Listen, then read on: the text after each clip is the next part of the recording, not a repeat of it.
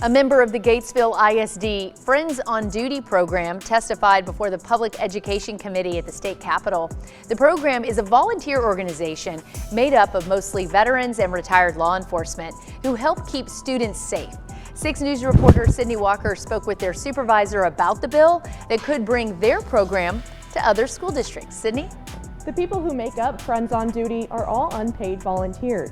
They say it provides them a purpose and a way to continue their lifelong career of service. Adam Fitzer, a veteran who was medically retired, was motivated to take action after he heard about the tragic events in Uvalde almost 3 years ago. He reached out to the district superintendent and became the first Friend on Duty. The group was initially there to provide extra eyes and ears, but expanded to help rethink emergency responses, increase medical training, and even make connections with the students. Fitzer reached out to Representative Shelby Slauson about a failed bill from a previous session that would support them.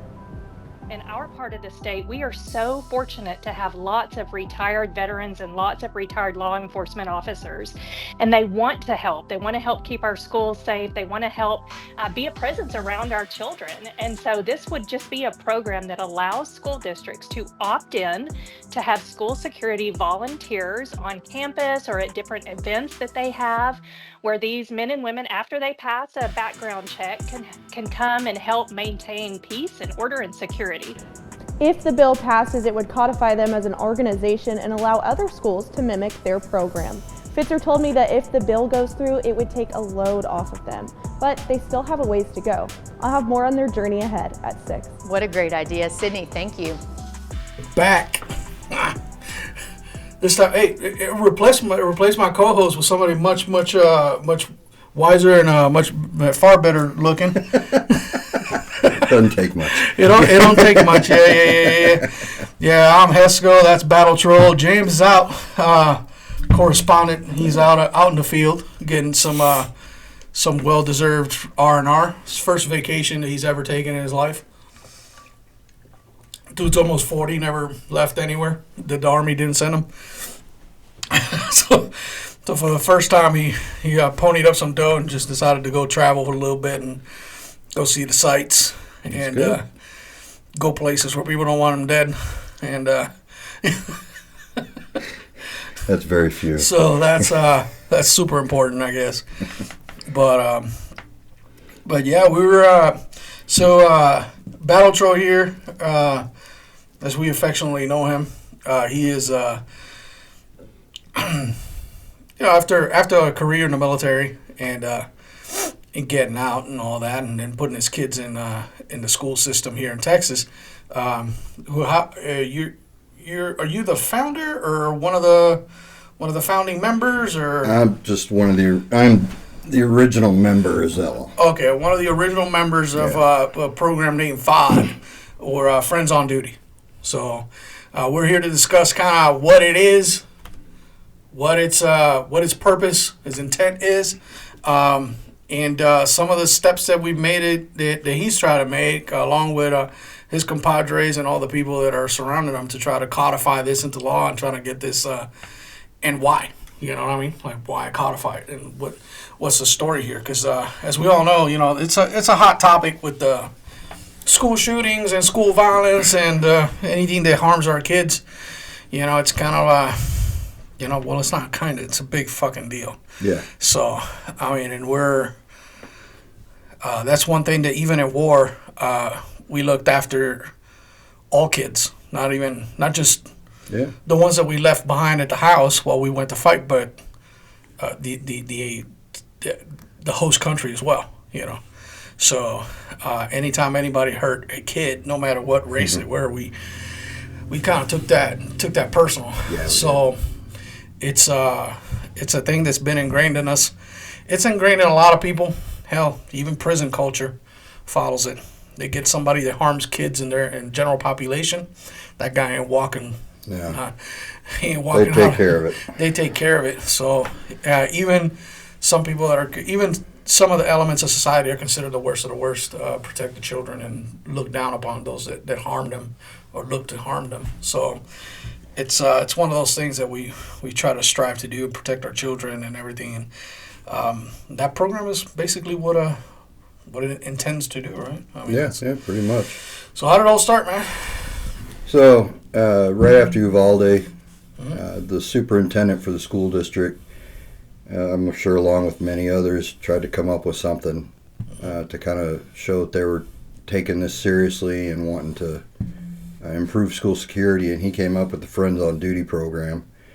I had contacted a mutual friend and said, because I was sitting on the couch when I saw it all happen, and I was just like, you need to do something. And I started thinking about there's all these other programs out there. They're nothing like what we do at all, not even close. But it was volunteers that would at least be at the school and in some way. So I was just calling up to say, hey, there's some places that do this kind of thing, blah, blah. The friend said, call him directly. This is his number. I was like, okay. Got a hold of him, and he's like, hey, oddly enough, he's like, we just passed a new idea through our school board, and we're going to start it this fall. And he kind of told me what it was, and I was like, okay, I'm in. So come August, I went and signed up, did the background check, got in there. I was the first one for a couple months. And the way it started, and I'm not knocking him or anything, but you could tell that the program was a knee-jerk reaction. Because it was, you show up, you basically walk to school all day and just check doors. That's it. Check doors, go home. And I was actually told when I got there, and I was told by the sergeant in charge. It was just newly formed Gatesville ISD PD. He told me, look, I am supposed to inform you that if anything happens, you are to run away. And I just kind of looked at him and went, yeah, okay, sure. Well, I'm not going to inform you that I'm not gonna. Yeah. And there ain't shit you can do about stopping that. Exactly. So it just kind of went from there. I spent the first few months really kind of looking around, feeling it out, trying to understand it, because this whole thing has been, it's beyond new. And when I think it was come December or so, I think there was 4 or 5 of us at that point. We started taking a real good look, and we started noticing that there was issues. Right. There's things that had to be addressed. And so we started, I started talking to Chief, hey, what about this? What about that? And he started agreeing with us regularly. And we slowly started making changes in how our program ran. And at the time, the biggest issue was we weren't actually a part of the ISD Police Department. Right. We worked for the school administration. So people who know how security should be versus people who really don't. Yeah. And so by the end of the first school year, the groundwork had been started, and we were making changes, and we were finally, the wheels started rolling for us to get moved from administration directly to the police department. Right. So at the beginning of the second year, we actually got moved directly under the police department. So we are with them. We report directly to the chief. There's nobody else in our chain of command now. It's us, now lieutenant, chief, and the superintendent. Yeah, so you took an emergency management approach. Yeah. To that problem, and took it out from HR admin to whoever would be in the emergency management chain. Yeah. So yeah, that makes sense. It's pretty. It's not a new concept in that aspect. I mean, that's how we got crossing guards. Yeah. I mean, a need arose. Yeah. And people started volunteering for that. It's just not. The things that we started changing was during that first year, number one issue, we had a lockdown. Right. And it was GPD was chasing some guy through town who had shot somebody in the face or something. Right. Anyway, and they took the officers out of the schools. They had them start blocking the roads to keep this guy from turning into the schools. Yeah, yeah. So school went on lockdown. The whole story on that. But when it was over, we started thinking, well, what if somebody had come in? What would happen? And that's when they started telling me, oh, we've got these Stop the Bleed kits that are in the classrooms. Like, really? Okay. So I just started walking around going, hey, you got a Stop the Bleed kit in here? One teacher said, yeah, and then couldn't find it. Come to find out that kit had been removed, and there were a bunch of kits that had been removed. Some that had them didn't know how to use them, or actually all of them that had them didn't know how to use them. And the kits themselves were bare minimal. I mean, like some gauze and tape, and maybe a tourniquet. It was just like, okay. This is we've seen this before though. Yeah. In 04, when that National Guard unit came over. Yeah. They had all this equipment that they weren't familiarized with. Yeah. Well, even when we pushed across the border, we didn't have near the stuff we got later on. No, but 03 we were all learning. Yeah, yeah. And that was just kind of like, we were learning by the stick. You know what I mean? Like we run into something and we're like, ow! I was like, okay, not do that. You know, so that's how we were learning. You know, just by just getting beaten. But by 04, we kind of knew more or less how to. A lot better idea. We had a lot better idea how to do things. But but that National Guard, there was a National Guard unit. They came in. They got lashed together. I wouldn't say somewhat last minute, but it was fairly quick. And they were familiarized with half the gear they were rocking. We had to reteach a bunch of them people how to do headspace and timing on 50s, how to take apart their freaking Mark 19s, how to, and it's just because they had the gear. They just a lot of them had just not been exposed to it. Yeah. So they were assigned to a truck because their primary job is they say they're a carpentry engineer. So, they were exposed to it at some point during their military time, but they're not assigned to it, so that knowledge just kind of goes away. And now they're in a truck with a 50, and they're the up gunner. Oops. Yeah. You know what I mean? So do you even know that thing works? Yeah. So, we ran into that. We ran into that before. Yeah, the teachers, they had all come to find out, it was a year or two before Uvalde, that they had received Stop the Bleed training. Well, the thing with Stop the Bleed training is it's a one and done. Yeah. Once you're in, you're certified, they don't talk to you again. Right. It's up to you to continue training. Well, the way school systems run and the way everything is, they're busy. You have to pay teachers to stay over to retrain them. And so that kind of stuff gets pushed to the side. Well, we started picking all this up, and we're like, well, this is a no-go. If Uvalde happens here, it's going to be a mess. So what we decided to do is we had a couple more people at that point, and we started pooling together all of our acquired stuff from the military, and we piled up a bunch of medical supplies. Right. So what we ended up doing was we built medic bags. Big old backpack ones that we put one in every police office at every campus. And then we started mandating every one of us carried IFAKs.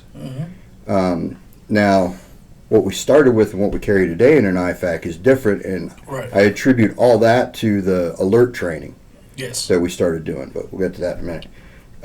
But anyway, we started building that up going, we need to be ready in case something happens because these people aren't. So we've been adding things like, well, we're going to start getting certifications. Yes, we know what we're doing because of the military training we all had and everything else, and most of us used it. But we're gonna get the civilian certifications that they want that make them feel better, And that way we can, pad our stats and have everybody go, oh, okay, they can do things. Because, funny story, we went, the end of that first year, it said there was 5 of us. And it was 4 veterans and the most cantankerous old woman of a former cop back in the 80s on the New Mexico border. I wouldn't mess with her. Love that woman to death. She is awesome. Anyway, the school district was putting on a mass casualty drill. And the way it originally sounded was it was supposed to be an active shooter drill. Students wouldn't be there. It was just going to be some teachers, and they were involving the PD, the sheriff department, the fire department, and EMS. Everything got watered down and a bunch of other stuff, and it ended up being no teachers would be present when this happened, except a couple selected ones that would play casualties. And it went from something that would have benefited everybody, the whole school district, to they were just trying to benefit the first responders. So when we actually went through it, and we had, back up a step, we had a planning meeting, and the guy that was running it, again, I'm not faulting people. You're taking school administrators and telling them to be in charge of security or running stuff. That's really not their specialty. They don't know how to do that stuff. So this guy and I beat heads quite a bit. He doesn't like us, so we don't care for him. But anyway, we were having this meeting, and Chief and I had this discussion long before. If anything were to happen at any of the schools, the drill was, once we got the secure from the other schools, the school that was hit, whether it be natural disaster or shooter or whatever, everybody, all my people, would grab their medic bags, bring their vehicles, collapse down on whatever building it was, and then we would jump in there to help out with the wounded and everything else. Well, this guy, I love Chief. Chief's sitting here. He puts me right here, right next to that guy that's in charge. And we start discussing this, and he goes, all right, so, listen, your FODs, you don't need, I was like, no, FODs are involved. And I explained to him what was going to happen. He goes, well, who says? I was like, you see this guy right here? You see that guy over there, pointing at the guy who's now the lieutenant. I said, those guys have already checked off on this. This is already part of our ROE. This is what we do. And he just stared at me. It's like, this is going to happen whether you like it or not. Because this training involves us, because we're evolving and changing at this point. It's like, we need to be involved in this. We need to be doing this. So he reluctantly was like, okay, and had an interaction with him later. But anyway, but then they're discussing things. And again, it's administrators that are trying to plan an emergency scenario without fully understanding everything. And they're starting talking about, this is going to be a tornado strike. It's going to hit, this one wing of the high school. There's going to be lots of damage and injured and blah, blah, blah. I'm like, okay. They're like, so we're going to get on and, we'll communicate on the radios. And I raised my hand. Excuse me. And they're like, yeah. I was like, question. Radios. You do know your radios run through a repeater, and they're not point to point. They're point repeater point. They all looked at me, and I was like, if this thing gets hit and that repeater's down, you have no radio. What are you going to do? And they just all stared at me.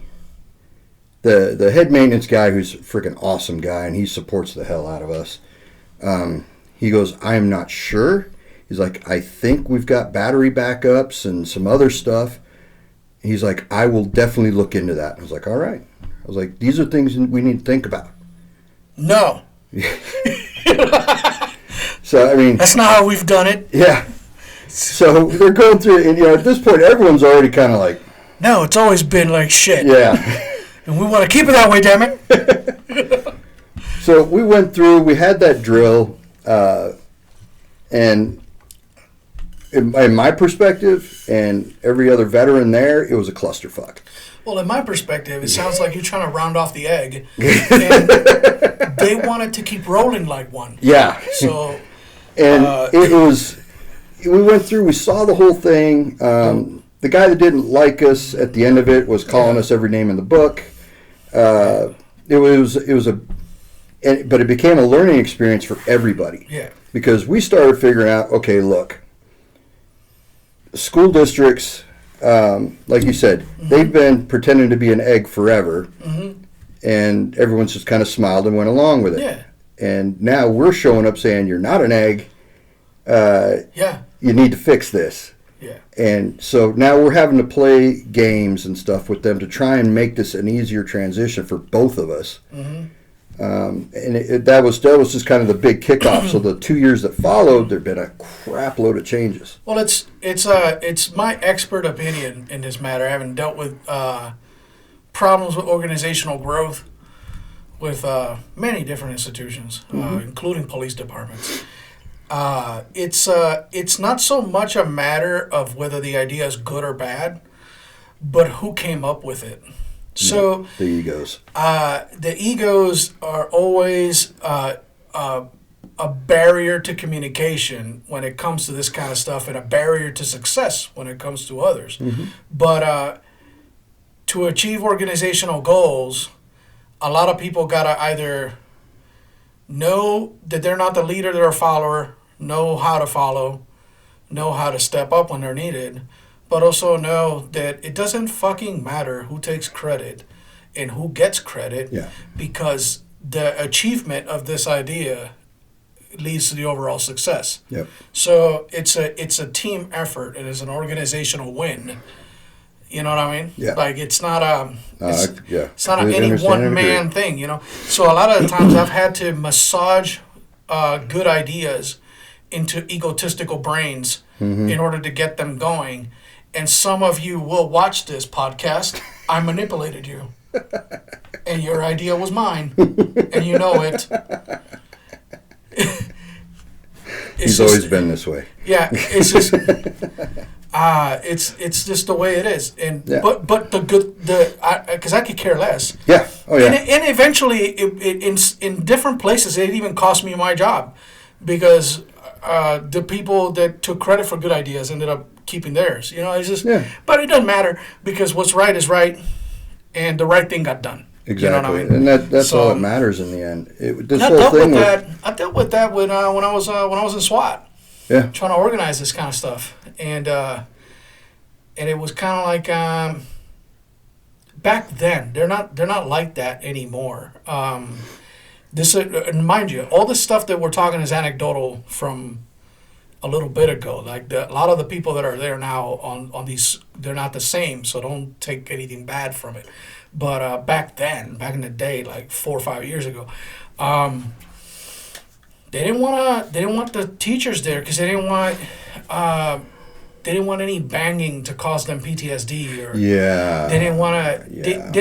They wanted to avoid the liability of workers' comp for mental health issues that could arise from a SWAT team throwing a bang in an auditorium or something. I can't fight that. No. You know what I mean? Like I can't. As a SWAT team leader, I don't have the law school degree to fight that. You see what I'm saying? Like I can't. Oh no! I can say suck it up, buttercup, ruck up, move out. Yeah. You know, whatever. That was something that it's still an ongoing fight. Yeah. Is people they're afraid of those mental issues. It's this and that. And it's like, well, it's legit. But then it's legit. They take that shit to civil court and they'll win, bro. But what happens when it actually happens? Yeah, but you're right, and they're right, and you're right, and it's kind of like, okay, well, but in the end, who suffers? The kids. The kids. You see what I'm saying? So it's That's just crazy, man. It's all nuts. And it's nuts. We ran that's into why that. everything we're doing is trying to just work around everything. We're worried about us and the PD. That's all we care about at this point. We're trying to make sure all of us are ready and we have enough people to help handle situations. So I have a suggestion. Maybe a survey through school-wide for the staff would probably be in better service of to organize these kind of events for active shooter and stuff like that. Like, actually have the teachers that don't want to partake in it be fine with it. Like, you don't want to partake in it? Fine. Now, there's a caveat to that. They don't want to partake in it because they, for whatever reason, they fear, they don't have the time, they don't care. Irrelevant. Right. It doesn't matter, whatever the reason. But then those classrooms that they occupy, or those teachers that occupy those classrooms that don't want to partake in it, are now physically moved closer to the emergency management brain center of the school, where the most prepared people are in the outermost parts of the perimeter, because they're more self-dependent than these other folks. And start pulling your weakness to the interior is what I'm getting. It makes sense. So until you start having to do battle with how the administration's got everything classes task organized laid out and how they want the patterns of all walking. English department over here, all science department over here. Yeah, but it don't have to. It can stay within the same wing. I'm just saying closer to. Right. Because organizationally, what that tells you is you're walking the hallways. You're in a T intersection. Spanish is to the left, to the right. English is to the left. You make a left. That first classroom is the least prepared for emergencies as you go further outward. Right. So you understand it. You're already triaging the disaster before it even hits. You're. No, it makes sense. I mean, So they don't have to necessarily know about it, but you can actually maneuver them closer to the center of the school to be more protected, because the person that's in charge of this classroom is not exactly the most independently trained person out there. Yeah. Whereas the fucking shop guy it just is prepared for the apocalypse and was all there and was in Tremors 2 and you know what I mean? Like you got those types that you can fire and forget, and they're going to be all right. And you got these teachers that really pay attention or really care, and they're going to lock the door. They're going to. You see what I'm saying? But then you got guys that or gals that don't want to partake in it for whatever reason. The wake up call for me that was that first lockdown. Yeah. And I had a teacher come out and look at me and go, "What do I do?" Yeah, it's just, hey, dude, fuck yeah, good on that person. Yeah, and I was like, "Get back in there, take care of those kids that you're in there." Well, I've got these other kids. Don't worry, we'll take care of it. And that was it. But and again, I'm not bad mouthing anybody. But these are all situations that they're teachers. This is shouldn't be something they have to deal with. It's the unfortunate reality of the way we are, and they have to get some training. They have to at least know how to handle some things. They got to do a fan fire, like we say. And you don't have to shoot the gun, but just kind of like, hey, this is how it works. Yeah. And us coming in has turned out to be really good, because I've been approached by some staff. There's still some staff that hate us. Oh, of course. There's others that have come up to me and said various things, and most of it was, we thought it was stupid until that event. And then all of a sudden it was, no, we're very glad you're here. They started changing their minds once they saw us in action doing what we do. Yeah. And so how'd you guys get past a lot of the naysaying in the beginning to kind of like, because you guys clearly had a lot of battles with a lot of naysayers. We're still fighting a lot of battles. Yeah, I mean this is ever going, and that's not going to stop. Yeah, it won't. But it was. How did that go? A lot of it was, and I'll attribute it. Most of it is to our military mentality, where we're used to people hating us. Right. Yeah. You know, who cares? What we did in response was we acted and conducted ourselves as professionally as possible. You know, we were always positive. Even if you're yelling at us, we're just smiling, going, okay, sure, not a problem. You know, we didn't try to fight anybody. We were just like, whatever, sure. And we just kept it positive, upbeat. We knew what we were doing, and we kept it that way. It helped push off a lot of the fighting.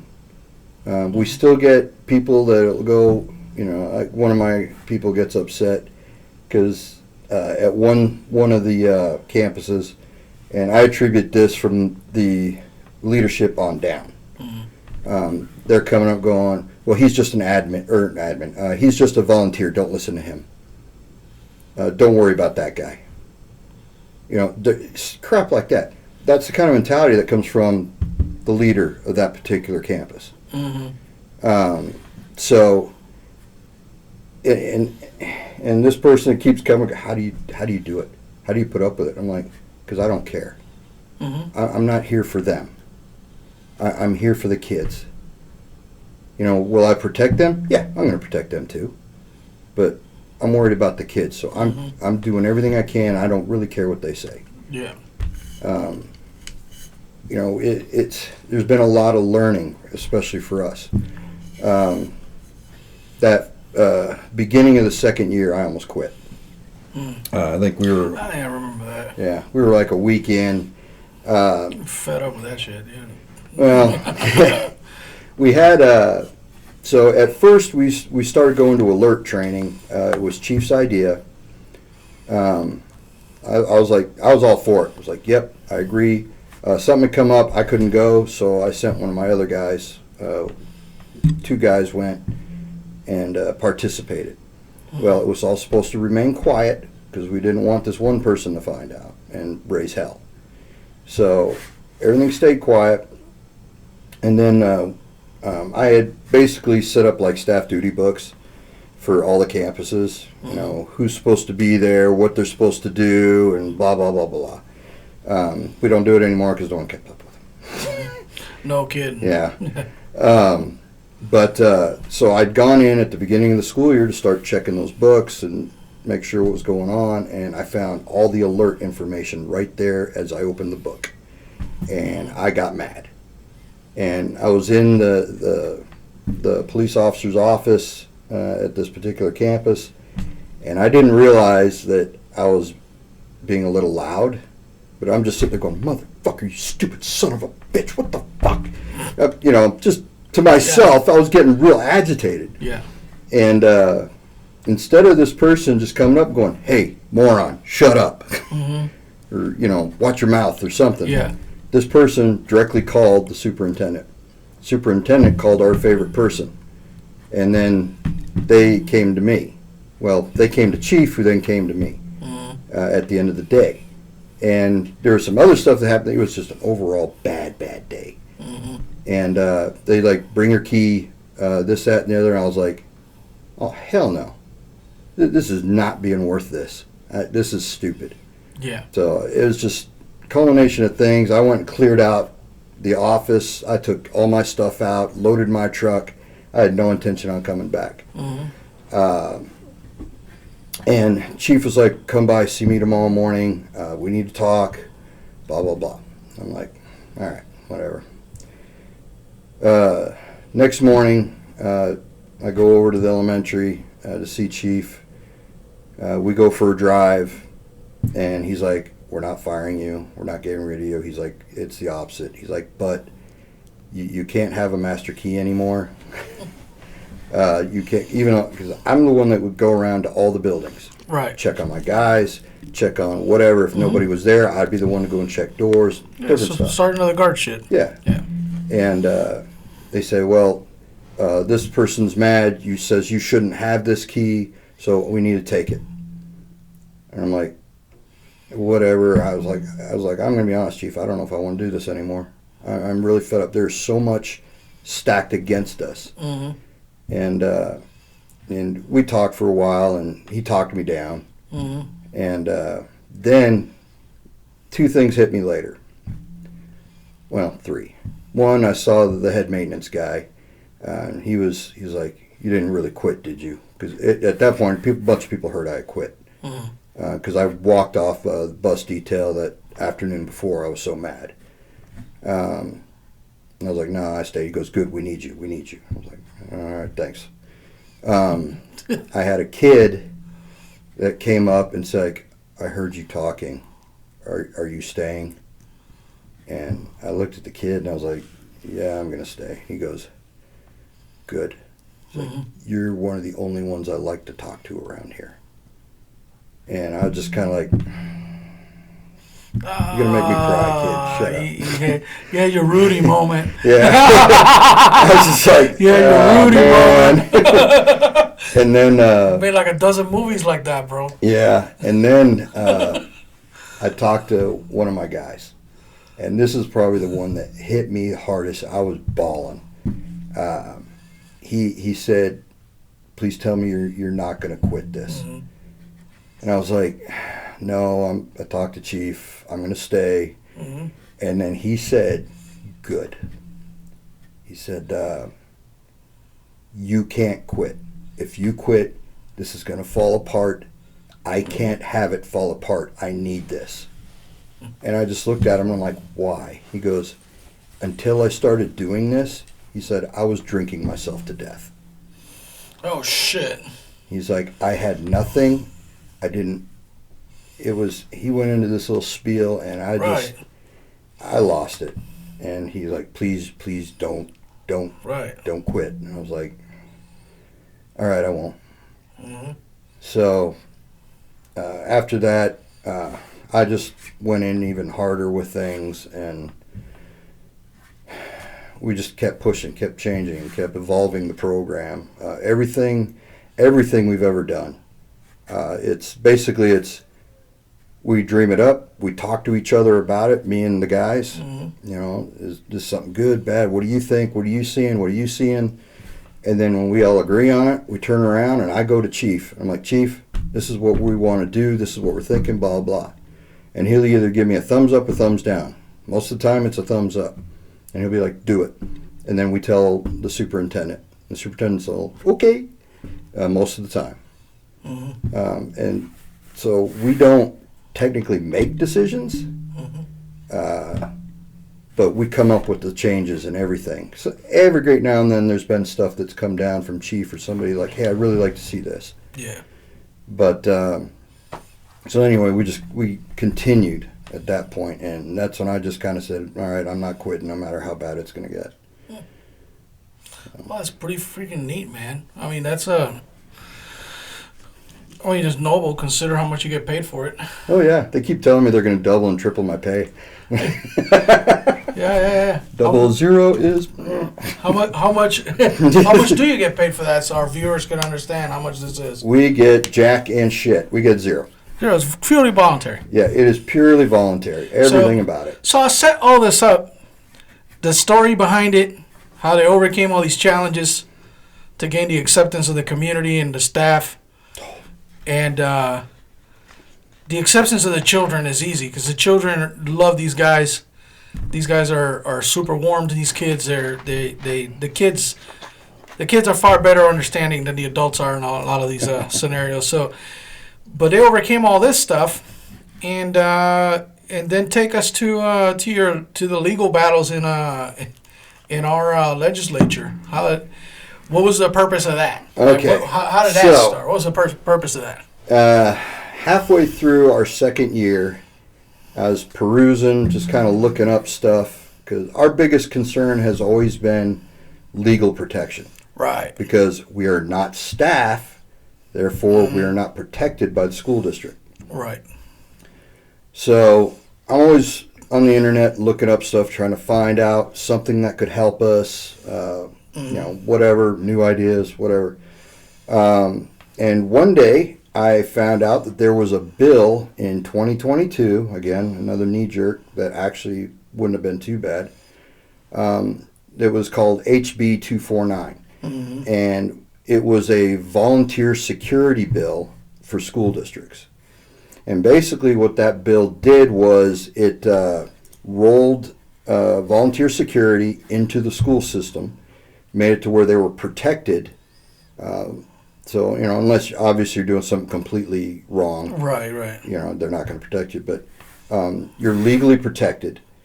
You're armed. You are also, oh crap, I just spaced it. Armed. And, the school district, this is the great part, which is going to probably piss off a lot of security companies. We do not and are not required to set up as a security company and go through the usual security licensing and all that stuff. We are just volunteer security for the school district, and that's it. But that's precisely why. Exactly. Because no monies are required. There's no remuneration. This is volunteer work. Exactly. So there's no licensing fees, no nothing.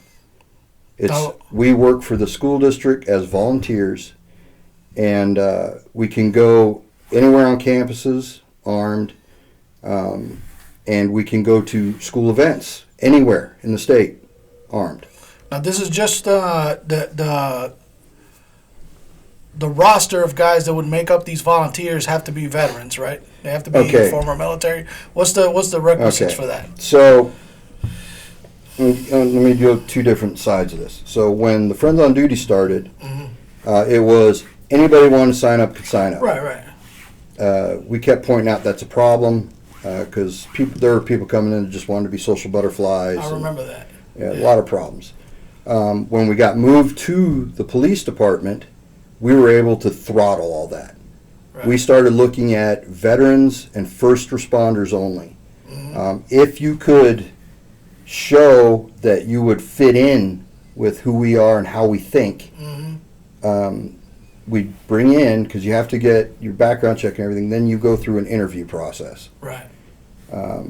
Once we've checked you off on all those, then you're in. And if we know you can handle it, everybody, no matter what, goes through a 2-month probationary period. Then at the end, you're in. Now, what the bill says, and this is where we have issues with the bill. The bill says it's for retired veterans and retired law enforcement only. Problems. Right. Not everywhere is going to have enough veterans to do it. I mean, we're in Gatesville, and we've already got, it's hard to dig up enough veterans to do it. Right. And how many retired law enforcement are you going to find to come out and do this? Yeah, after a lifetime of doing it, Exactly. already.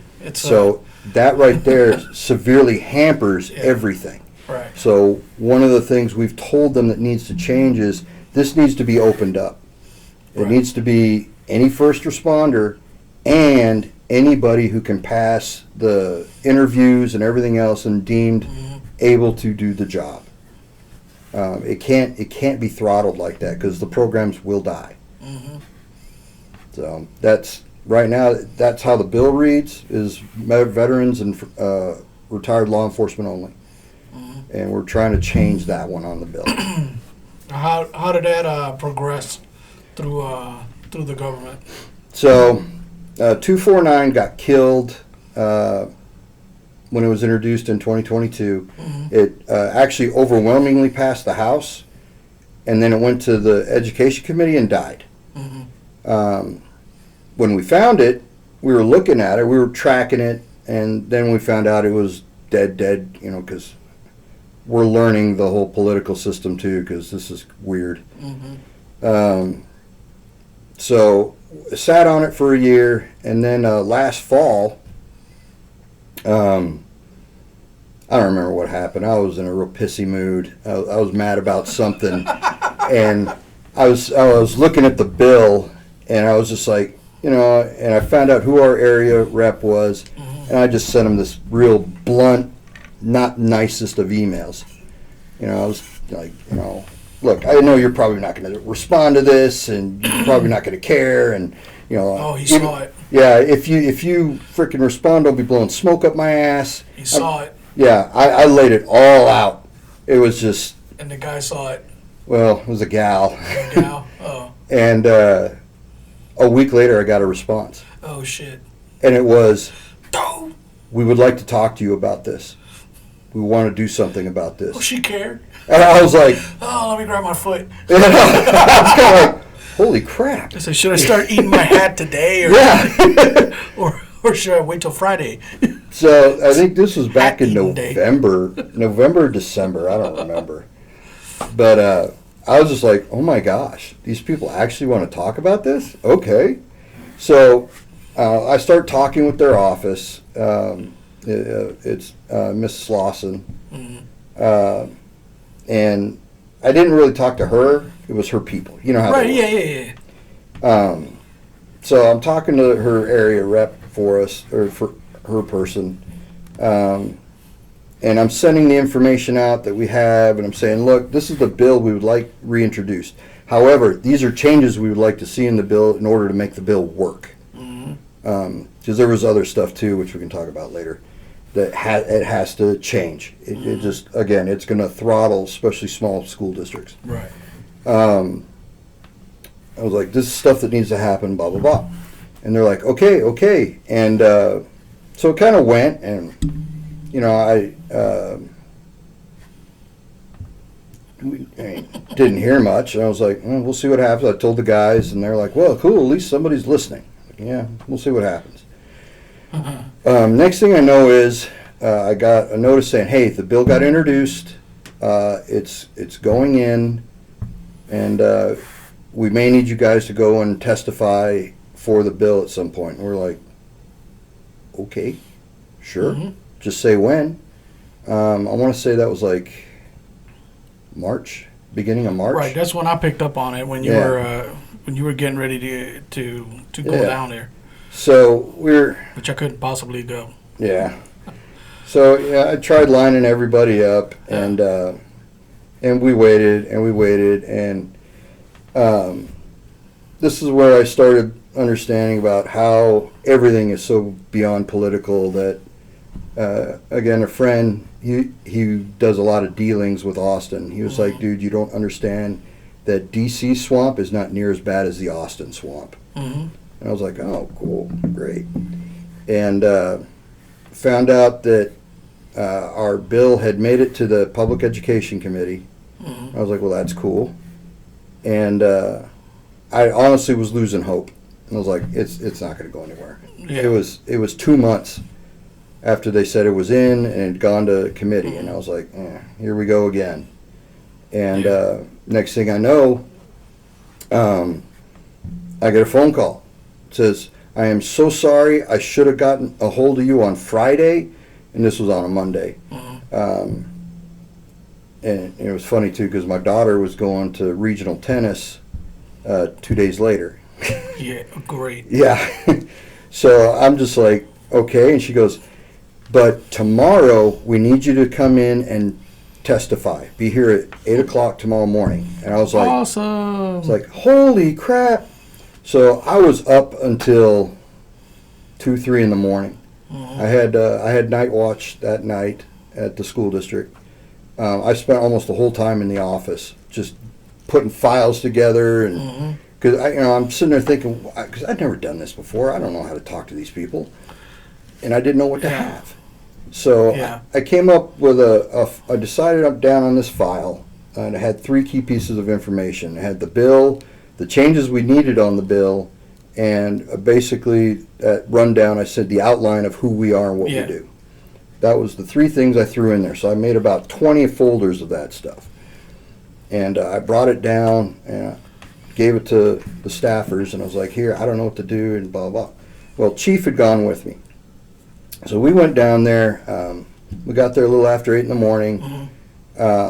And there was a controversial bill, something about schools informing parents of trans kids and stuff, or some weird thing. Yeah. And we had until 10 o'clock to get in front of that committee. in the morning. And all these whack-a-moles came out of nowhere. And they had flooded the committee's floor. And, you know, anyway. So the LGBTQ freaking Yeah. IA freaking all of crowd them showed up. and They flooded it, and they stretched that one. There was a whole Yeah. slew of bills that were supposed to be talked about. right. They flooded that whole thing for 2 hours Yeah. and wouldn't let anybody get in there. So we got told we're sorry. It will happen today, but it might not be until this afternoon or late this evening. We're not sure. Whenever they get done on the House floor. So Chief and I are like, all right, well, they invited us to go up into the little fishbowl area. Yeah, rotunda little. Yeah, where we can watch the House do its thing. Okay. Yeah. So we're up there for like 2 hours. And Chief was like, screw this, I'm hungry, let's go to lunch. We're like, okay. And they had already started, and it took a little over an hour until they finally started looking at bills, and they were just voting on bills, like ting, ting, ting, ting, ting. Yeah. So we told our contact, hey, we're going to lunch. Do we need to be here? And they're like, no. So we went to lunch, came back, we sat in Slauson's office for a couple hours. And it was a little after 3, and Chief stood up and said, we're done. We're leaving. And I was like, but I come this far, I really don't want to leave. Yeah. And but Chief was pretty upset because they were still on the House floor, and it didn't look like they were leaving anytime soon. And I get it. And he had to get up early the next morning anyway, because elementary was having their field day. So we left. I was a little agitated. I was, we've been fighting so hard for this thing, and we just left. I was kind of aggravated. Yeah. And we get back. I had guard shift that night, and I went to the school. It was 6 o'clock. My wife was working the concession stand for a volleyball tournament that was going on. And I went over and told her how everything was going, and then I started thinking. I was like, you know what? I wonder if they're still on the House floor. And I called up the gal that was our contact, and I just said, hey, are they back in committee yet? And she goes, no, they're still on the House floor. I was like, really? I was like, are they still going to do the committee? And she goes, oh yeah, we don't know what time, but they're definitely going to do the committee tonight. I was like, okay, thanks. So I was like, let me check on something. So I hung up, and I told my wife, and I'm like, I think I want to drive back. Yeah.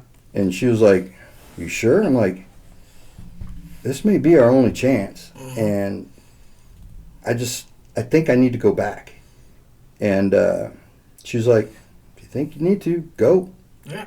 So I called up my partner at the high school, the lieutenant, told him what I was going to do, and I was like, I'm going to miss guard tonight. And he goes, don't care, go. Yeah. And called Chief, and Chief's like, are you sure? I'm like, yeah, I'm going, Chief. Like, okay. So I called them back, and they're like, are you sure you want to come all the way back down here? Because it could be 9, 10 o'clock till they start again, and even then, you may not be seen till, like, after midnight. Yeah. I was like, I don't care. I'm coming back. They're like, all right, we'll see you here. So I get there right about 9 o'clock. Went into the building that they were having the committee, and they were just coming in to sit down to start the committee again. It was, just after 9. Sat there for 3 hours. And Miss Slauson showed up. I felt bad for her because she looked exhausted. But they saw us a little after 12 o'clock. Went in. I've, again, never done anything like this before. It was weird because you have to basically summarize that bill in 2 minutes, why you think it's a good idea. I was asked, I was like, do I have a time limit or something? They're like, yeah, you probably have a minute or two. And I'm like, what the hell am I going to say? So I just spit out real quick as what I could think of. And then luckily, the one gal, older gal on the committee, kept asking me questions. so we could continue on. And she was like, this is really cool. I've never heard of this before, and this, that, and the other. I'm like, well, nobody really has. And I went into a little more detail with her, and I guess while I was going through all that, Slauson told me later on that her phone started to explode. That a lot of people wanted more information about our program and also on this bill. And then we had 4 people sign up immediately to be co-sponsors to the bill. So it started to pick up traction, a lot of traction. And so we're pretty excited. I left there just glad that I went back. The hang-up is we had until the following... we had 3 days to get it back to the House floor. Okay. Because it had to have a second reading in order to continue on. And it took, I don't remember, I got to look at the timeline. Right. That Thursday, the following Thursday, but we had only a few days to get it back to the floor and whatnot. And it left the committee. Committee voted on it 10-5, passed the bill to go back. Then it went to the calendar committee, which is going to put it on the calendar to get onto the floor, and that's where it stayed until the politicians screwed everything up and started front-loading a bunch of Democratic bills to hold up and stop a bunch of other bills from even getting seen on the floor again. Ours happened to be one of them. So it was a big political move that we just happened to get caught up in. It wasn't they were targeting us. It was they were targeting everything. So how much money would it cost the state of Texas to codify this bill? You know, the bill? Yeah. 0. Yeah, exactly. And that's it's an unfortunate casualty of war, as you pretty much described it. I don't, which was baffling to me, because I was like, okay, well, why did a bill that cost 0 tax dollars fail? Like, how the fuck did that happen? Like, well, Democrats. Yeah, Democrats, rhinos, the whole political party war fighting, everything that's going on right now, all added up, and we just happened to be there at the wrong time, which really sucked. So when would it be a good time to protect the kids? Exactly. Like what time of year would that be? Is it seasonal? Is there like a season to protect the kids? That'd be nice to have, you know. Yeah. Because the Taliban fought in seasons, and I really appreciated them for that, because we knew when fighting season was, and I made sure that I was on the ground for fighting season, and I was able to schedule vacations, you know, for non-fighting seasons. And some years where I just didn't want to duke it out with them, I'd schedule vacation for fighting season, and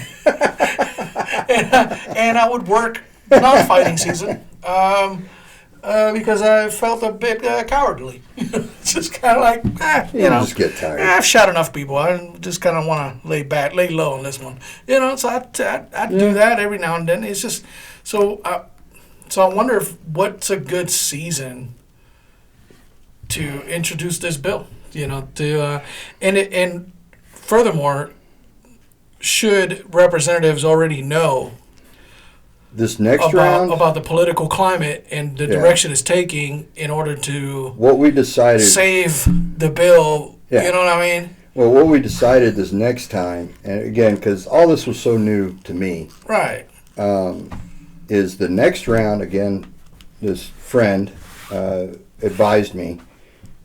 He's like, go to both Senate and House. Use both representatives. That way, one side or the other has got a version of that bill rolling in. Yeah. Do you think that maybe the aspect of the friends on duty being armed is an issue? Oh, I wouldn't doubt it. There's a lot of people that still don't like it.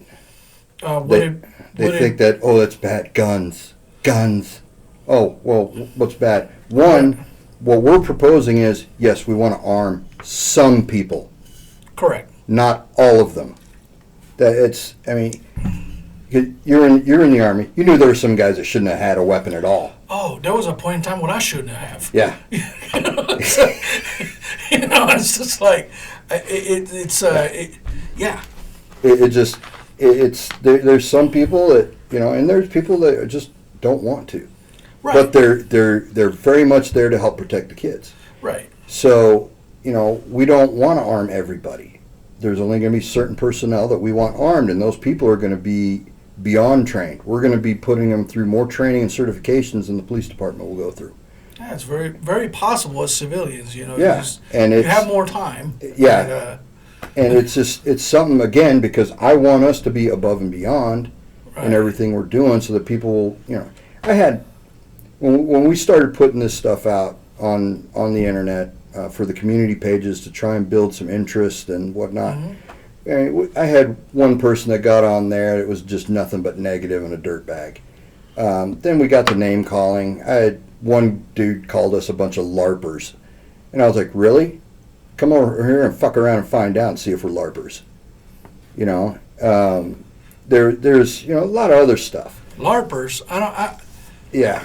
I'm not understanding. I don't understand where some of that hate is coming from. I think some of these people are just upset that their target-rich pedophiliac environment is being thwarted by people that are not into that. Yeah. Good freaking God-fearing people that want to protect children are I had just a guy pushing away these freaking these kitty lovers. I had a guy that finally quit talking, but every time we were trying to recruit, he always seemed to show up. But he was saying dumb stuff like, well, we should have guard towers in front of all the school entrances. And I'm like, what the frickin' hell do you want to, what? And then he was like, well, I wouldn't volunteer for that anyway, because if you're not giving me a gun, I'm not in. And I just went, well, you're exactly the type that we don't want. Yeah, dude. Be it. So it's like what I was explaining to you offline, like when we were talking offline.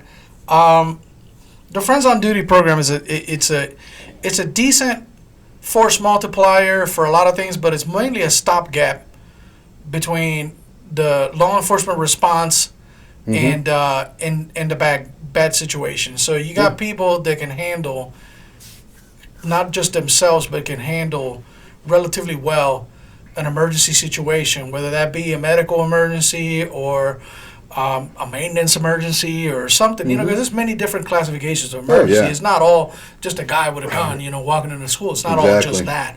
There could be a gas leak. It could be, many different things. There's a lot of people, that adults that are paying attention to what the teachers aren't paying attention because the teachers are occupied with teaching. Doing their jobs. So you got these guys that are watching out see what's going on around them. And those guys can be either excellent witnesses to law enforcement and provide good statements to a potential situation, or it can hold down a situation until first responders get there and are able to assist. Especially in some of these jurisdictions, it's a good program where it started, because it started in the second biggest school district in our county. So, I mean, GISD is bigger than CCISD, right? No, CCISD is much bigger. Right? Yeah. So it's the second biggest one in our county, and it's a good testing ground for this kind of stuff, because the other school districts are also expressing some need and want for augmented security presence, and we get contacted. Mostly it's in-person contact. Right. They'll come up and say, who are you again? Oh, yeah, I heard about you guys. Oh, that. Right. That would be an awesome program for our district.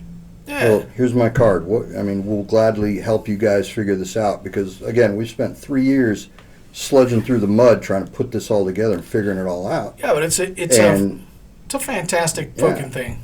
But the problem most of these other districts are having is the admins and higher and school boards and stuff don't want it. Yeah, but I mean, it's one of those things, like in smaller school districts where the population is not as big. They don't have. This is a program that costs $0, relatively. If a school administrator would like to, they can, maybe purchase some kind of identifying uniform of some sort, like a polo shirt or something that'll identify this person as not just some random walking around, but it's a low cost effort. I wouldn't say solution, but it's a low cost effort into solving a problem that could potentially be very dangerous. Because especially in some of these jurisdictions that you and I both know, law enforcement response, depending on where they're situated that day, could be 30 to 40 minutes. Yeah. We in our very county, we have school districts that are 30 to 40 minutes away from any law enforcement response.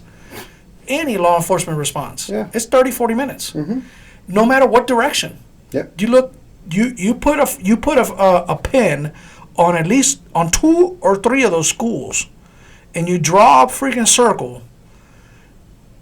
It's 30, 40 minute response, no matter where the good guys are coming from.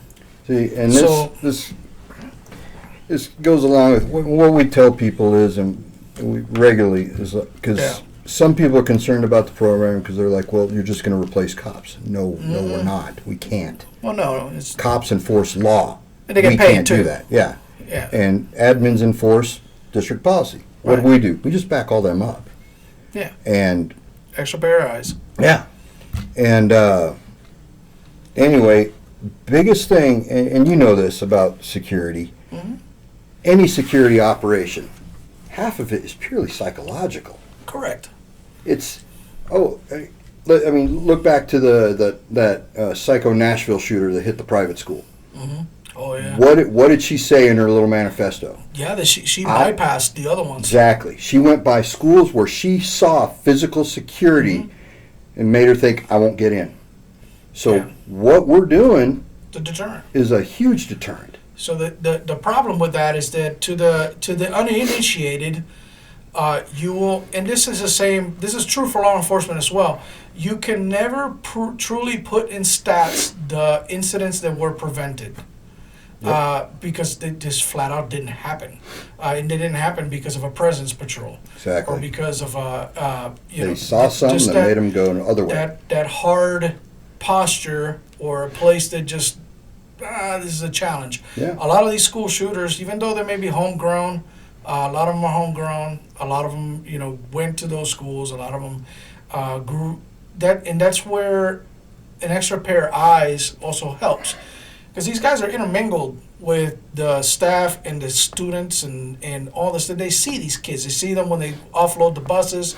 They see them at events. They see them at the concession stands. They see them everywhere. They see these kids all year round. And they're able to pick out these behavioral cues from people. And soon enough, you and I worked one where we had a possible threat from a kid that was part of the graduating class. Yep. And we parked SWAT out there. So, and it was because of behavioral cues. I didn't work at the school. I was a SWAT officer, so I don't know shit about. I didn't know any kids in that school, and your son and your daughter. So I was like, I don't know anybody there. But and of course, in the dearly departed, Clint, Clancy. I knew him from football, but it was just one of those things that we were read on by the staff. Yeah. And the alert came up, and this was happening, and things were shared, and information was gathered and collected, and behavioral cues were passed from staff to the friends on duty, to the police department, to us, and next thing you know, we're all read on it, and now we're ready. Yeah. With a good posture. Now, it turns out that this person didn't have any intentions at the time, but...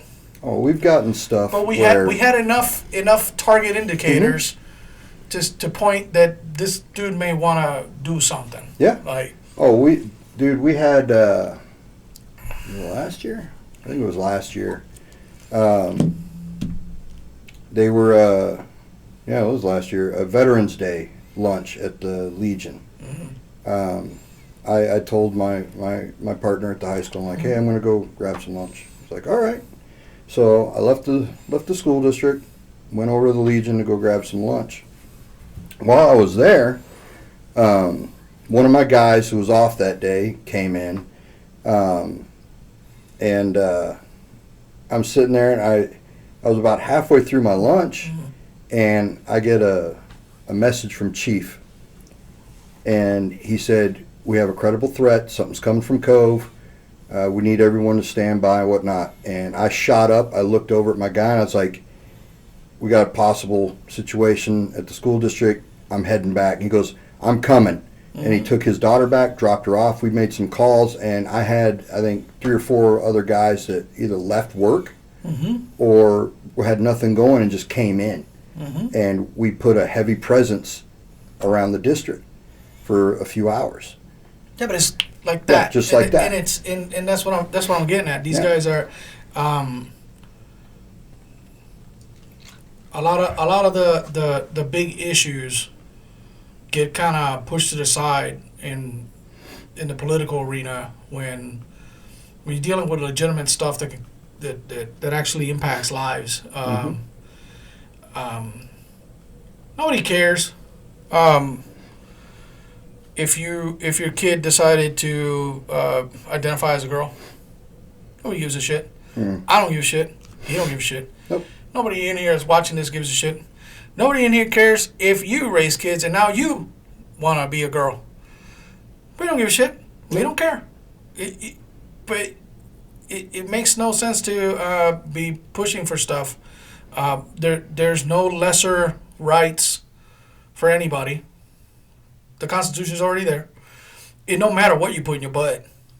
It's none of that matters. What you do in the privacy of your own bedroom, none of it matters. Constitution still applies for you, whether you dress in high heels or or in a Carhartt. It doesn't matter. So, keep your crap out of the way. Focus on important stuff, because even those kids matter.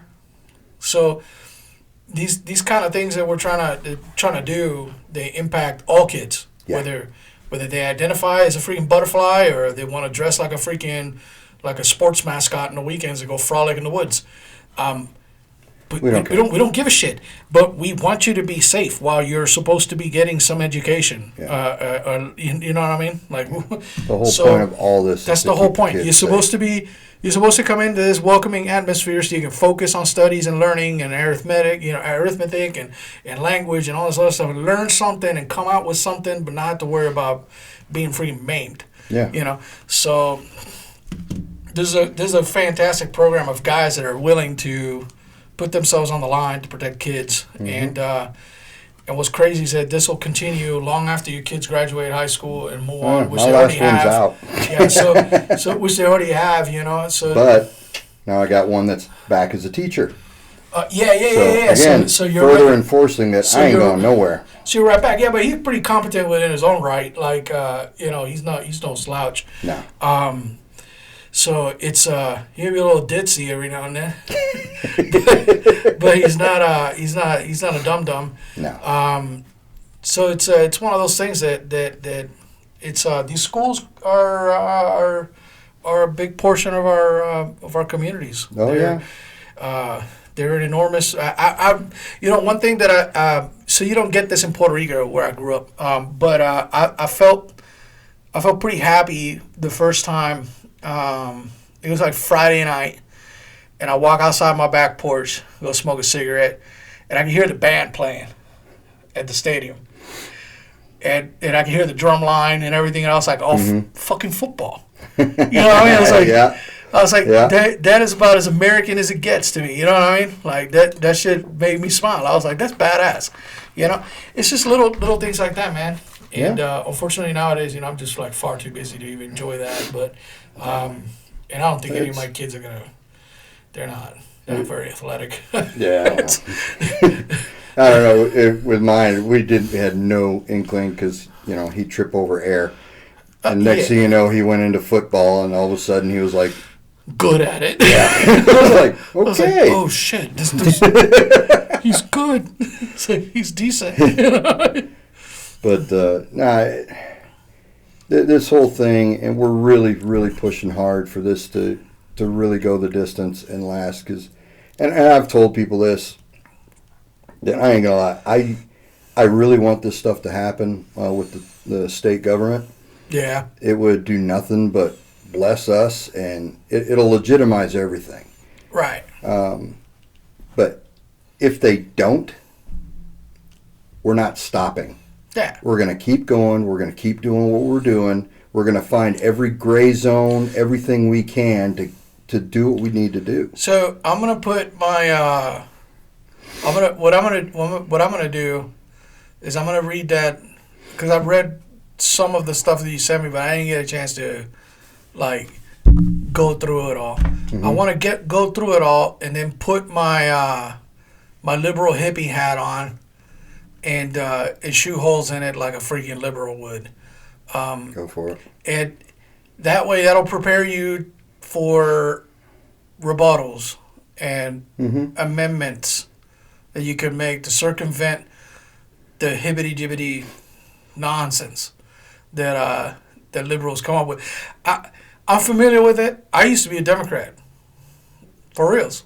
I used to be a Democrat. That was my thing. My parents grew up in the 60s and all this other stuff. You know, they were young adults in the 60s and whatnot, and they dealt with the Vietnam War and all this other stuff. And I grew up in Puerto Rico, very suspicious of the government, dealing with freaking with colonialism, encroachment, all kinds of stuff that happened in Puerto Rico. You know, and Reaganomics and all the other stuff. It worked for everybody, but didn't work down there. You know, people bombing our islands and all this other stuff. We grew up with a lot of resentment for the federal government, and it's just what you see and what you're taught. You know what I mean? And then once you grow up and experience things, and we all kind of grew together, like my family and everybody, we all kind of experienced life together and grew up and grew out of a lot of those ways of thinking. But I was a Democrat for a while, so and like that's fine. I can tap into that and go like, but where would the friends on duty go to the bathroom then? You know, you know, it's like, is there going to be a friends on duty bathroom? It's like, you know, what if transgender is going to be included? You know, it's like a million things, because these people will do anything to throw a chalk block into the front wheels of it. You know what I mean? Oh yeah. And it's just because it's not, and it's not necessarily that, you know, what's crazy is that it's not necessarily that they don't like protecting the kids. No. But they don't like the Republicans behind this shit. Exactly. You know, Yeah. it's bonkers to me that's how this game is played, and it's one of those things that. And that's what happened to our bill and a few hundred others this session. Fuck, man. It's Republicans. Kill it. Yeah. I mean, it's too much winning, bro. Too much tiger blood. Too much winning. I don't know. I'm honestly, with this whole thing, it's a lot of work. You know, I don't have much hair left, and you know what I do have. I pull out a lot. Oh, bro. But the support we've actually gotten from the city police department, from the county police department, from the city. Yeah. There's so many people have stepped up. When I got the SWAT commander coming up to us after an alert class going, I just want you guys to know we got your back, and we consider you guys the first responders, and we're coming there for you. Yeah. And it's like, freaking awesome, man. Thank you. I mean, I've had, alert's been great. It's, because you know how it is. I left the Army 14 years ago. Yeah, just about. And things have changed. You know, there's a lot tactics, and you know, tactics are still pretty, but you know, responses to medical Doctrine stuff has changed, but there's a lot of things. How to put changed. a hole in another person and how to plug a hole hasn't changed. Yeah, that's the things we've learned, like some of the instructors have come from like Houston and Dallas, some of the bigger agencies. They've really helped us to understand the new thinking, and mentalities of all this stuff that, when you and I went through that we learned is, like, remember when we first got tourniquets? Well, I remember those sticks with cravats. Yeah. They were like, okay, our original teaching was try not to put those on. Don't do unless you have to. To where now it's, no, just slap that bitch on, let's go. We were taught to release them. Yeah. To release them. Huge differences between then and now. To release the tourniquet for every 2 minutes, release the tourniquet, the pressure of the tourniquet to allow blood to circulate. Yep. So it wouldn't kill the limb. Yeah. Where and all that's changed. Where it was kind of sus back then, but we were like, okay, if you say so. Whatever. They know we don't. If you say so, you're the fucking doc. So and within less than a year, that stuff had changed. Oh, yeah. And then those crazy rangers started putting ratchet straps on their freaking limbs. Yeah. And then they came up with that cat tourniquet that I don't know if it's the cat that we know now, but it was a ratchet strap. I still got one in one of my tough boxes. I remember. It was a ratchet strap freaking thing with a freaking butterfly it was industrial. Yeah. And what ended up happening is that dudes wouldn't know where to stop. And they were like damn near severing limbs with this thing. Yep. Because they're trying to stop the bleed, and it's a faucet, man. Yeah. All you gotta do is close it to the stop. Everything it's all changed and gotten better. But the nice thing is, like with these departments, is they sat down and we explained to them, look, this is who we are, this is what we're doing. Right. And one, to kind of give us our little ego, all of them are like, wow, we've never seen anything like you. This is impressive as fuck. And we're like, thank you. But they sat down with us and helped us revamp our IFACs. We streamlined everything. We've changed up how we look at it all, and it's a lot more efficient and a lot better because we're going to get them from that point to the hospital. That's it.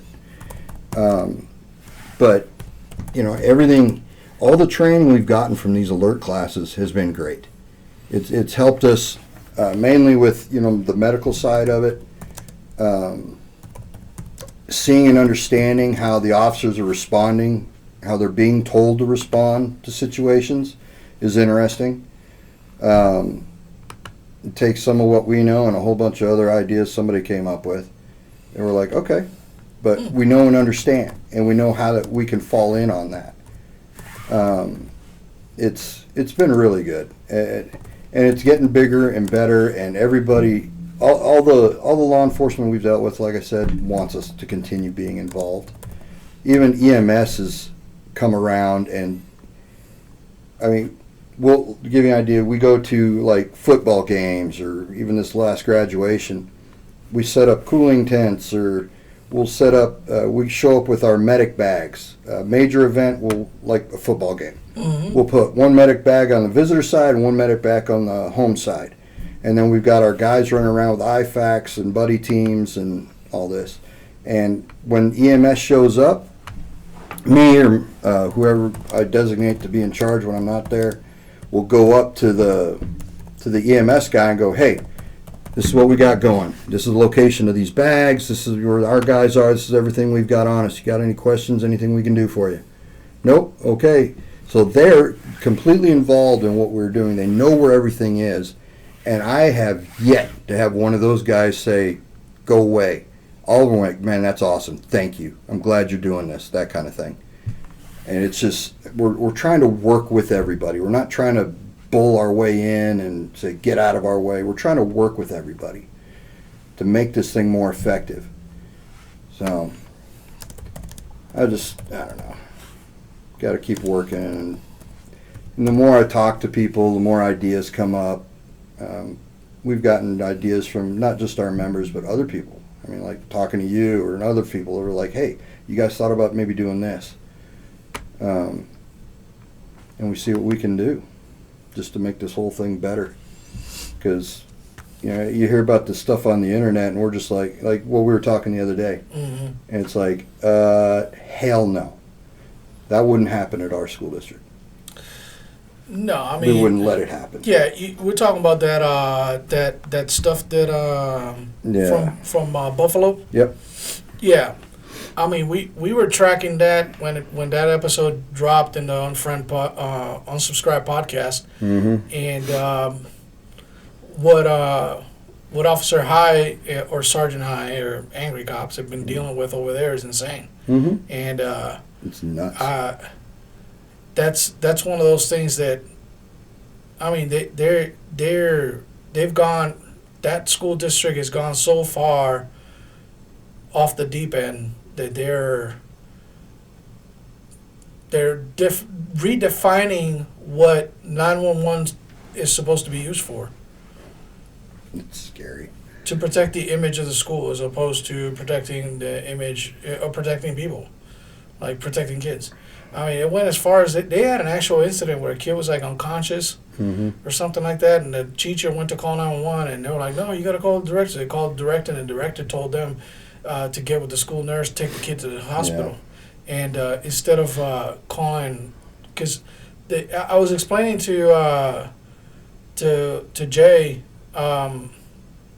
that because she was like, "What the fuck?" I said, "What does that mean? What do you mean they didn't call 911?" I said, "They didn't." I said, "Well, why?" And I'm like, "Well, the moment a call for 911 gets dispatched with an ambulance going to that school, it's a thing. So parents find out, everybody finds out that the ambulance was there." We've received the newsletters from our school district when something happens. They're like, "Today, don't be alarmed. Yeah. You know, this happened, a diabetic or whatever, or somebody with a bee sting or whatever. You know, just usual things." Yeah. And that's why the ambulances were at the school and nothing to be concerned of. They do the same at ours. It happens in every school district. So, I mean, so they would have to explain that a serious incident took place. So in order to save face, they decided to put this kid in a freaking civilian car and take him to get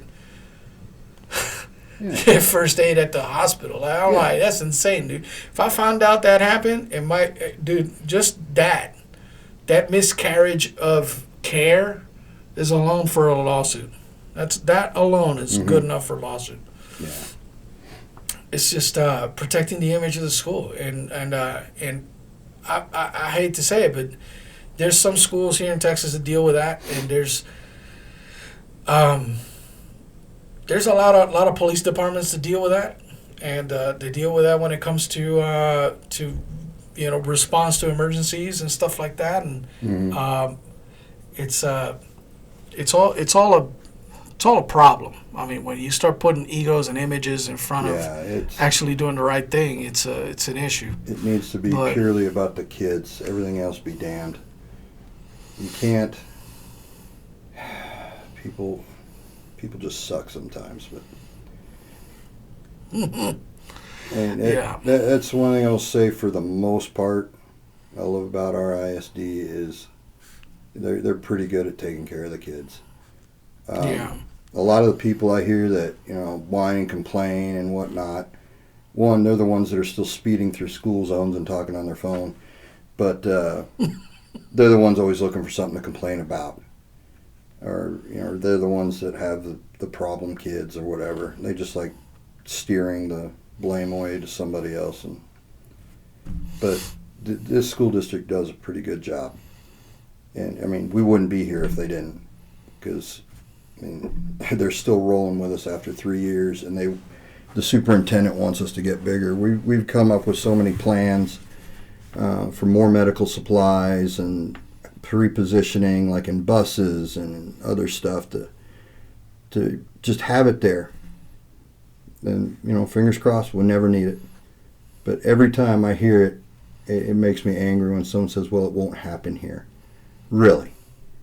Did Uvalde say it was going to happen there? Did all these other school districts where something, a shooting or something happened?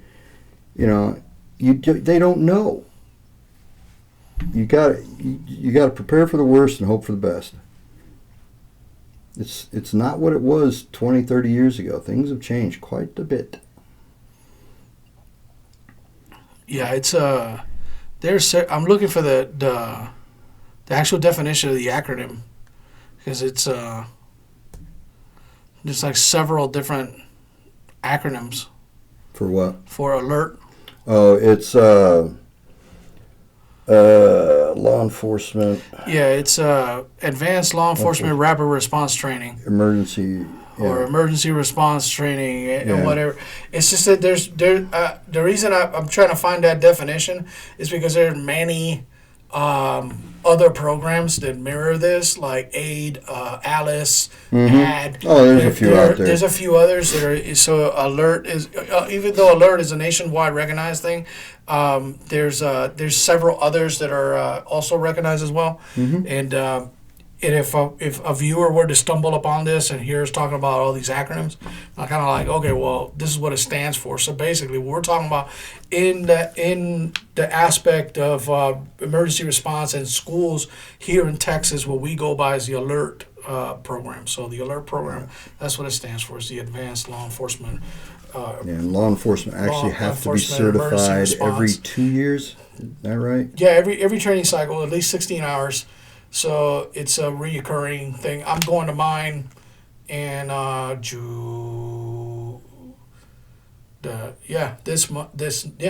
today. What day is today? June. Yeah. June Oh 1st. yeah, this month. Yeah, I go to mine this month. So not next week, but the following week. So it's y'all be doing that. So it's a requisite. It's a lot of that is there was a lot of mishaps and a lot of missteps in Uvalde with the response. It's the problem. One of the problem tactically to an emergency response, and this is why Friends on Duty is so important. As a licensed peace officer that's a patrolman, patrolling the streets. Me patrolling the streets, driving around in my radio car, just doing my thing.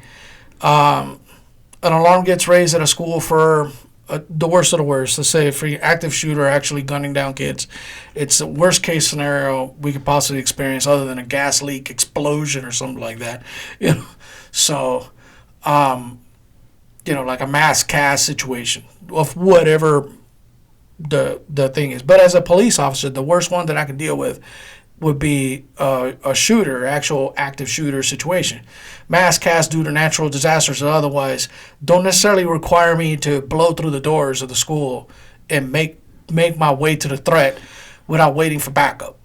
Whereas all the other scenarios, I can stand to actually set up an incident command and actually attack this situation with first responders and co-locate it, with other agencies and other elements.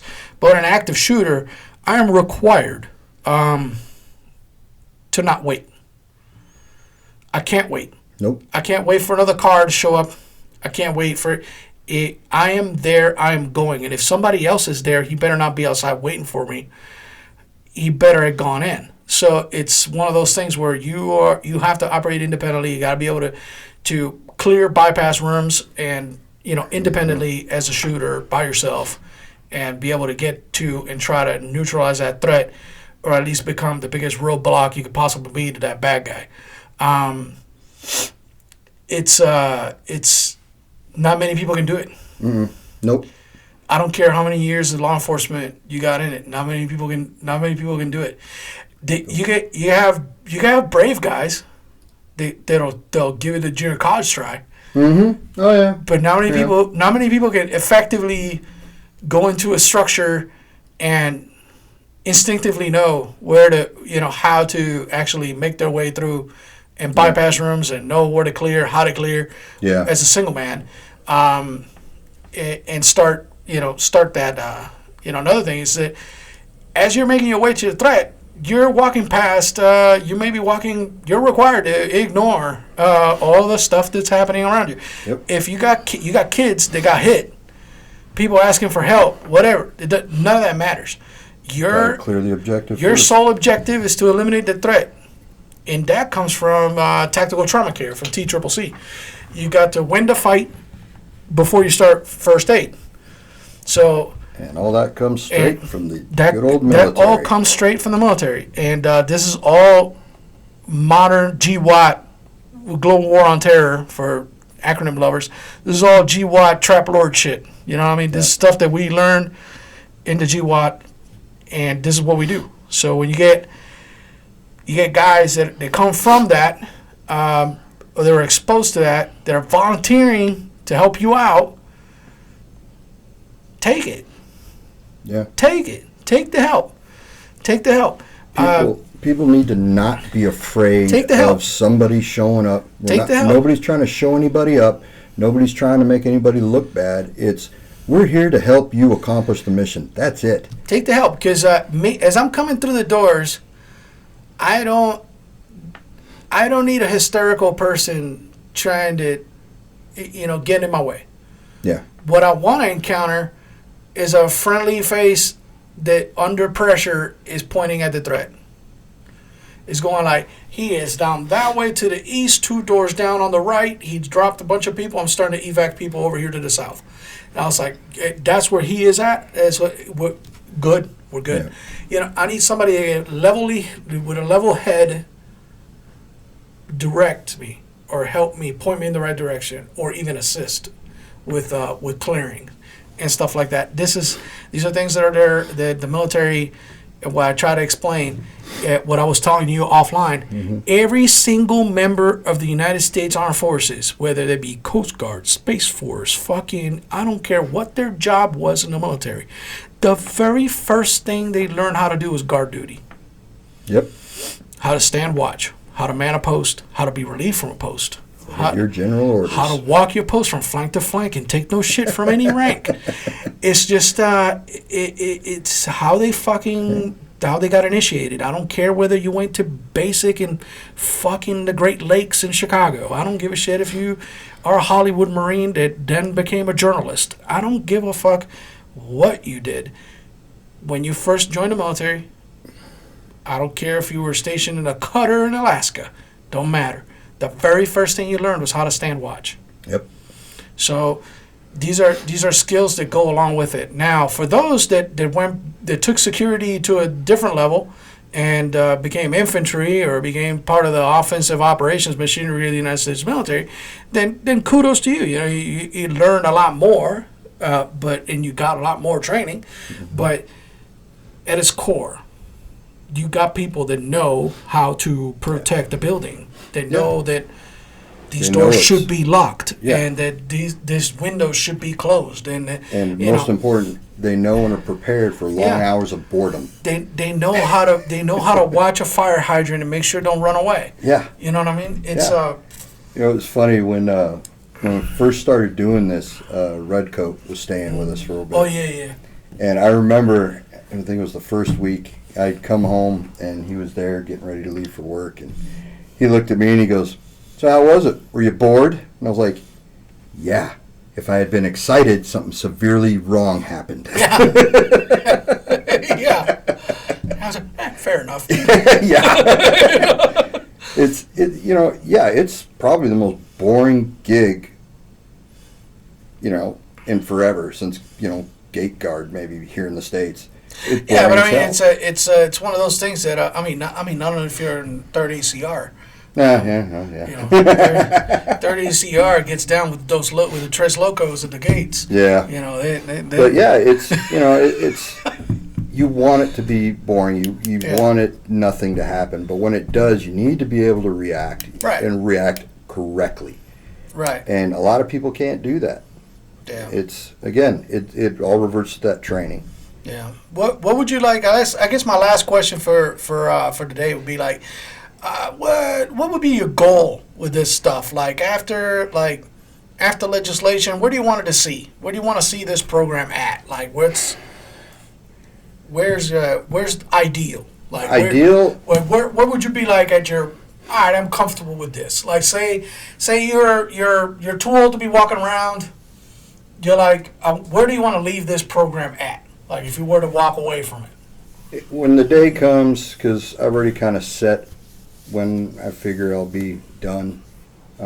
My goal is to by then have it set up to where it's running correctly, and we've got a stream of people that can continue the program.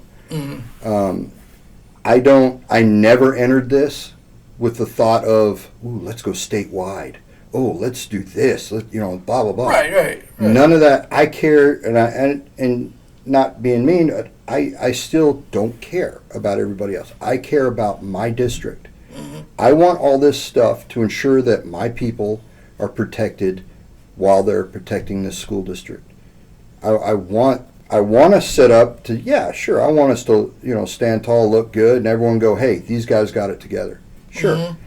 I was like, but I want the program to continue long after I'm gone. I want it to continue down the right path.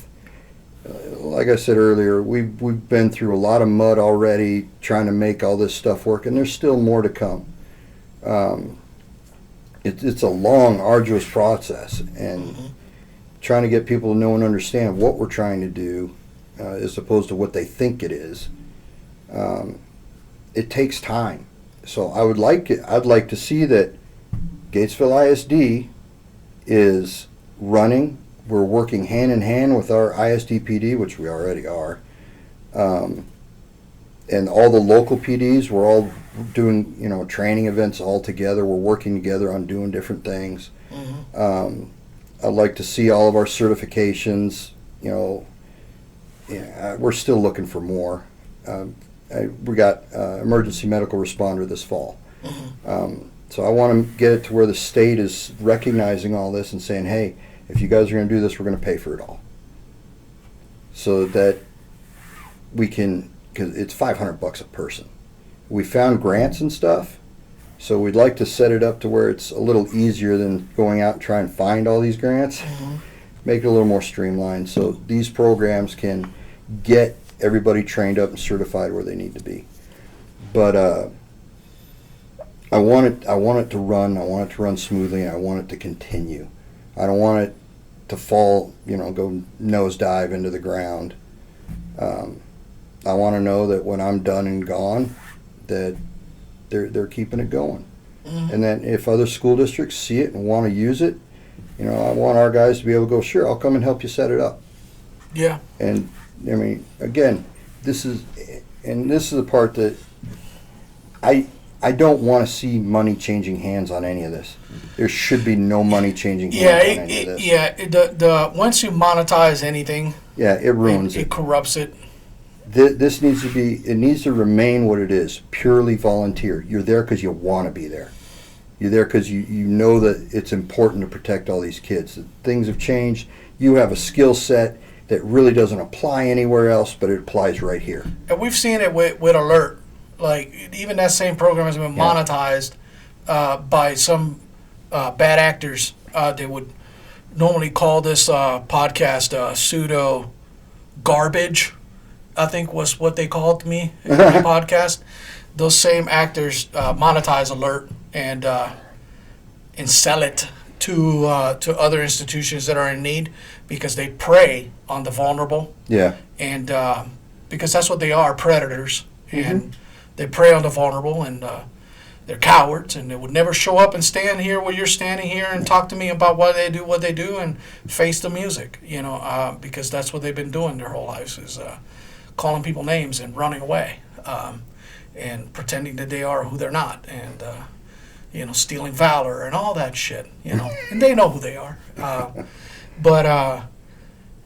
Yeah, so money being exchanged is kind of money ruins it. That would ruin it. It would ruin what it stands for. For most of us, we're like me and a few of the other guys.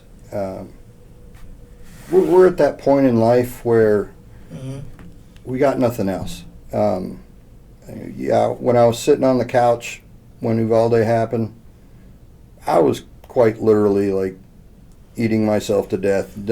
I probably would have had a heart attack by now. Oh, yeah. Because I had no purpose anymore. I had nothing. And I know there's a lot of other good guys out there that are probably in the same boat that just don't know where they fit in anymore, how they can do anything. This is a way to fit in. Yeah. This is a way to put everything you ever learned, everything you ever went through, translates amazingly well in a school district. Yeah. It's all about those long, boring hours where occasionally something might happen, and your level of response varies from to yeah. But it's for the kids. Yeah, and and the kids absolutely love it. Yeah.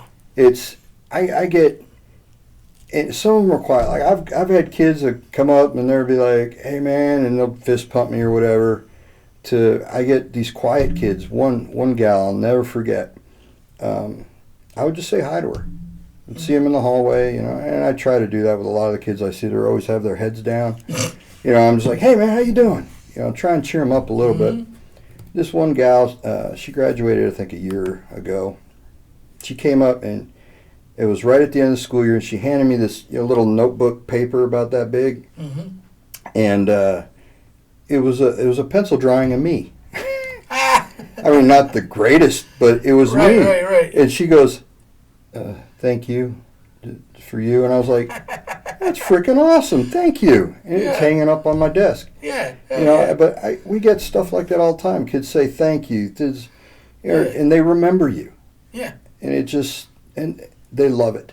They ask you about your life. They ask you, "Well, what did you do?" "Oh, well, do you know anything about this?"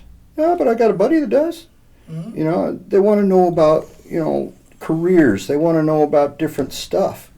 Yeah. And the fact that they feel it's okay to come up and talk to you about it, it makes you feel good. Yeah, hell yeah. And I've got a couple kids that joined the military, and one of them, I talk to them all the time, but they're like, "Man, I'm so glad I did this. I'm glad I talked to you about it. I did this." And I have one kid that goes, "I wish I'd listened and done what you said to do." And I'm like, "Well, there's still time." But it's more than, the security is more than just the physical aspect of being there, taking a bullet or whatever. It's just being there for the kids whenever they need it. Just hey, what's up, buddy? It's a very fulfilling, and our uniforms actually show that. Well, one of our guys came up with the uniform because we're playing around with different ideas of what to do, and because our colors are black and gold, we went with school colors. Yeah, we went with black polos.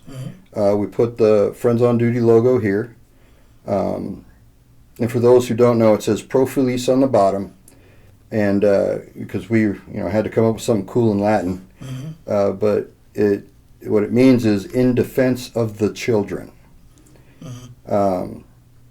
Anyway, we got all that. On the back, we put a huge F.O.D. on the back of the shirts. And then on the side here, we got the American flag. And then most of the guys, because most of them are vets, have their unit patch. Hell yeah. The unit they're a part of, defines who they are. Couple of us, we say, okay, you can put one badge if you want. So I got my CIB over the top of our logo. Another guy does too. Another one's got her combat medic, expert medic badge. She's got, so everyone, it's all there. But what it does is it makes the kids ask questions. One of our guys is a pastor, so we got him that the Knights Templar shield. Oh, nice. Yeah, we put that on. He was like, "Well, what is that?" I explained it to him. He goes, "Oh, that's cool. I want that." Yeah. But people ask him, "Well, what does that mean?" And he would explain to them, "Well, I'm a pastor," and start answering questions about his life. How did he end up there? This kind of stuff. I got a guy that's a veterinarian. We found a really cool patch for him. Yeah. So everything about us, it's to encourage the kids to talk to us, to show who we are and all that kind of thing. And it's so far, at least as far as I know, definitely with the students, it's been real popular. The kids love us. They know they can depend on us. I get kids all the time during the day when I'm in regular clothes, and they're like, "Oh, Mr. Fitzer, how you doing?" And I'm like, "Hey, how you doing, kiddo?" Yeah. But yeah, that's badass, man. Yeah. But I guess if anybody were to ask for more information on this stuff, is there anywhere to go to get more information? Any kind of there's you can contact Gatesville ISD school district. They can get you the information. They'll give you my phone number, email. Okay. and I can answer all the questions, or contact the Gatesville ISD Police Department. So yeah, Same thing. Gatesville ISD PD. Yeah, Yeah. Gatesville ISD PD here in Texas, and yeah, feel free to contact if you guys want to put this in your school districts or you want to start something similar. I mean, there are plenty of us that would gladly do advisory for free, and we'll drive wherever we got to drive and help you out. I'll go and help out. You know, Yeah. so it's no big deal. This stuff is free of cost, and you know, could put some friendly faces into those campuses, try to change this thing around, trying to you know, You can make a huge difference to a trying lot to of turn people. this boat around and you know, create a different environment where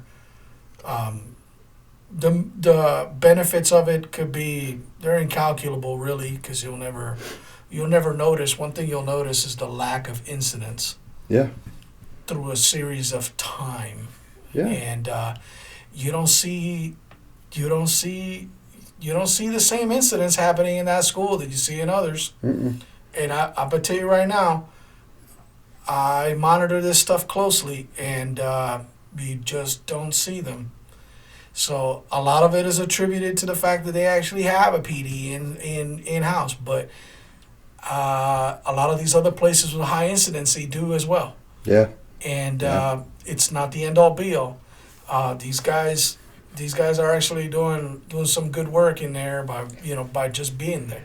So And just a real quick side.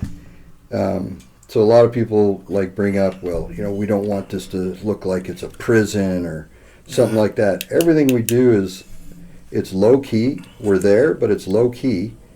And probably the one thing that I've heard in the last couple of years that sounded the most prison-like came from an inspector from the state. When they do audits at all the different schools, the inspector actually said, because they couldn't find fault, yeah, we passed again with flying colors this year. All they could say was, well, maybe if you put some razor wire up over here. We just laughed. We're like, okay, and they're worried about us making this look like a prison or something. yeah, I mean, look, homeschooling is still an option. So I'm just saying, in this society, the privilege that people don't understand is because they'll never be exposed to it. I grew up in Puerto Rico, where you either have to go to private school, or you go to learn how to steal cars, because the public school system was broken. It still is to this day, disastrous. A teacher doesn't show up for a class, you're dismissed for the day.